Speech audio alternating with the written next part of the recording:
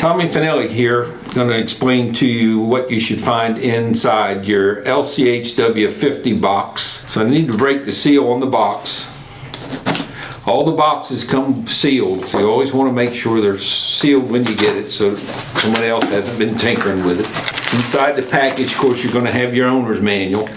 Always make sure you hold on to that. There'll be 2 screws holding the lid down. You want to remove those 2 screws. Remove the lid, and inside you'll see a wiring diagram here also. Okay, inside the box itself you'll have a package of screws and nuts and wire ends to put on your ground wire for grounding it. You'll also have this model here, you'll have your display. Now what's really unique about this display and this model is no matter which way you mount this here, the display plugs in here. If I mount it this way, the display is reading correctly. But so let's just say I needed to mount this unit this way in the RV. So then I would take and plug the display in this direction and it would read correctly. The little round, not completely round, but the little black sort of round items here, that's the top of your display. So whichever way you want to orientate it, that's what you want to do for the top. So this unit can mount in any direction.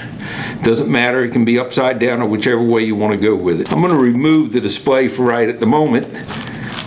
Display would be one of the last things that you put in. You never plug the display up or unplug it.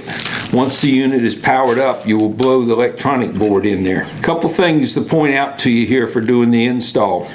On the sensors, there's a little arrow on this sensor here. That needs to be closest to the contactor.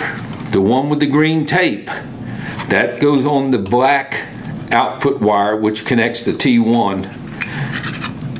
The other one has an arrow on it also. It points closest to the contactor, and that goes on T3, your other hotline. I'm just going to sit these over out of the way for at the moment.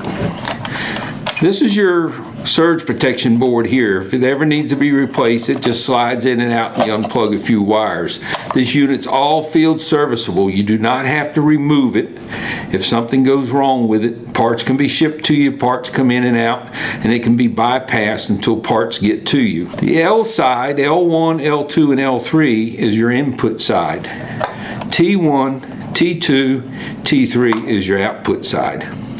The thing you want to remember here is if you put it in backwards, you're not going to hurt the unit, but it ain't going to work. It won't light up, it won't do anything. Now there is a time adjustment on this here to where it comes from the factory set at 15 seconds before you get any power into the RV. If you want to change that, if your air conditioners don't have time delays built in them, you can change that by pulling this little black pin here, piece of plastic, just pull it off. You'll see 2 little metal wire pins sticking up there. And it'll change it to 2 minutes and 16 seconds for your time delay. I would suggest if you do take it off, take some tape, tape it inside the unit somewhere in case you ever want to move the surge protector to a different RV and it has a time delay in the air conditioners, you just slide it back on there. To bypass this unit is a little bit more difficult to do than the HW models because you have to physically go inside. There's a little blue jumper wire right down here.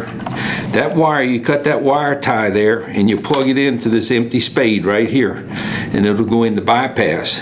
Now we do have a bypass kit to where you don't have to go inside, and I'm going to show that in a few moments also. So what we're doing is we're talking about hooking it up. Input is the L side, output is the T side. Okay? On the input side, you're going to go to L1 is your black wire coming from outside to pedestal. L2 is your white wire, which is the neutral wire. And L3 is the other hot line, which is red. And then your ground goes over here along with the ground lug that's in the package right here. And a green screw and nut, you bolt it to the side right there. On the output side, you're going to have the black, the T1, the white, the T2, the red, the T3. However, what you're going to do now is before you put them in there, the one with the green, the sensor with the green tape on it, and the arrow right here, goes here, and the black wire goes through it before you hook it to T1. Once that's tightened down and snugged up, then you can attach your neutral wire, but the other sensor goes to the red hot wire with the arrow closest to the contactor. These can turn in any direction. It doesn't matter if they're this way or that way. It doesn't matter. It won't make a bit of difference. You do not wire tie them in place. You do not tape them in place. You just put the wire through it. That's all you actually have to do. This unit can mount in any direction. You'll have 4 mounting holes on each unit, 1 on each corner. And the other thing you want to make sure too is when you torque down your wire restraints, do not over torque them. You can pinch the wire, create a short, and have major problems.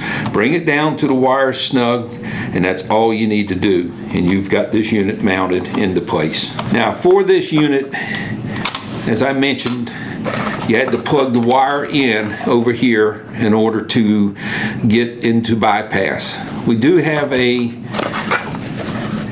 remote bypass switch kit available for this unit as an accessory. You're going to have a little bypass switch kit. On the side it has the bypass switch. As you can see here, down monitors it, push it this way, that puts it in bypass. So if something goes wrong with electronics, you don't have to go inside the box and do the wire like I was talking about. You just flip this switch. And then we troubleshoot it. Our techs are on call 7 days a week. We want you to call. Don't put it in bypass until you verify why, because if you put it in bypass and it is bad power, not the unit, you just burn up a bunch of stuff in your RV and wasted your money putting a surge protector or electrical protection in there if you're not going to use it properly. So to install this, it's very easy to install. It comes already hooked up just like you see right here. You have 2 wires here. All you're going to do is you're going to run it through where your main wires go. What you're going to do, once you run it through into the inside, you're going to cut this blue jumper wire here loose. You're going to unplug it from the bottom pin down here. Just pull it off. You're going to attach the red wire to that position there. Then you're going to attach the black wire onto this terminal here. Mount your switch box outside of the convenient place. Your installation is finished.